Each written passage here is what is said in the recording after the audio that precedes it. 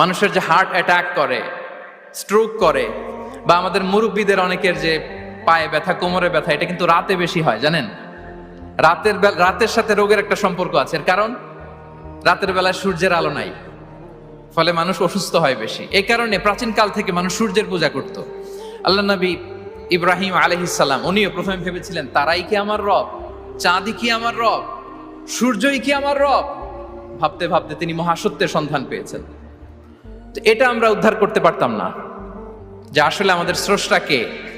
আর আমাদের মধ্যে যারা চিন্তাশীল তারা হয়তো আমরা ভেবে একটা কুল কিনারা করতে পারতাম যে না, একজন স্রষ্টা থাকতেই হয়, না থাকলে কেমন করে হয়, কেউ না কেউ আছেন।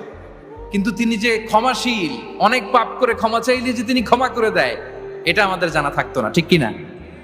তিনি যে মহাজ্ঞানী, মনে মনেও যেটা ভাবি এটা উনি ধরে ফেলেন, এটা আমরা বুঝতাম না। মানুষের যে হার্ট অ্যাটাক করে, স্ট্রোক করে,